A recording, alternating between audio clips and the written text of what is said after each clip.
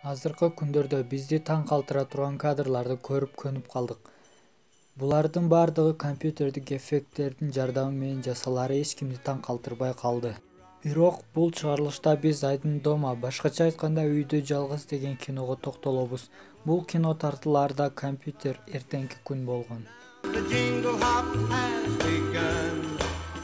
Үйдө жалгыз тасмасы башка кинолордон спецэффекттерди колдонбогондугу менен айырмаланат. Бирок анын лентасы жетишерлик деңгээлде көп болгон. Ал бул кадрда кардын ордуна кургак картошка пактасын жана желдеткич колдонушкан. Болсо коопсуздук үчүн үстөл резиновый болгон, Фуллердин мурдун жумшак басыш үчүн. Ал эми Кевиндин машина сүзө кете жаздап токтогон кадр алдынан артка карай тартылган. Бул нерсени байкоо үчүн Кевиндин шарфына көңүл буруу керек. Машина артка кеткенде аны кошо тартканы байкалат. Жана дагы кадрды артка түрдүрсөк, Кевиндин жүрүшүнөн чынында артка басып кеткенин байкоого толук мүмкүн. Биз да бул нерсени түшүнүшүбүз керек. Мунун баары жаш актёрдун коопсуздугу үчүн болгон.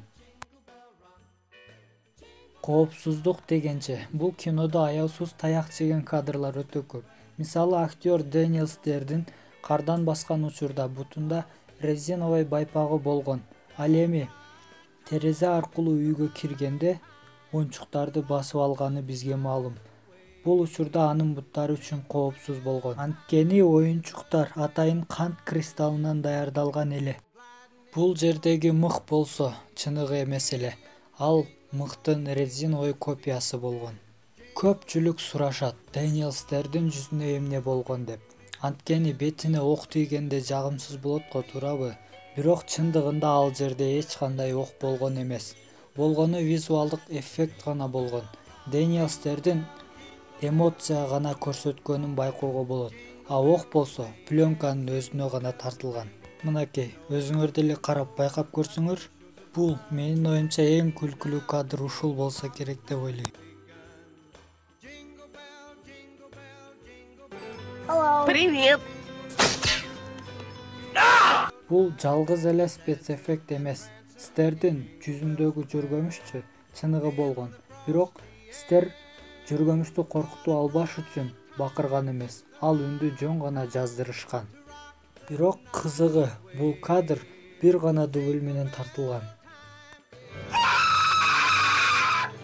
Кевиндин эсте каларлык тузагынын бири эшик ачылганда Гарринин күйгөн башы.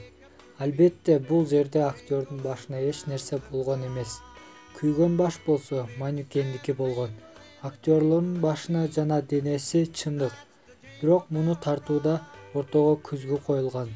Ошентип, анын башы күйүп жаткандай чагылдырышкан. Бул фильм сиз жаңы жылды тосе элек болсоңуз, анда лайк басыңыз жана подписка кнопкасын басканды унутпаңыз. Жана комментарийге сизге бул тасманын кайсы бөлүгү көбүрөөк жагарын өз оюңузду калтырыңыз.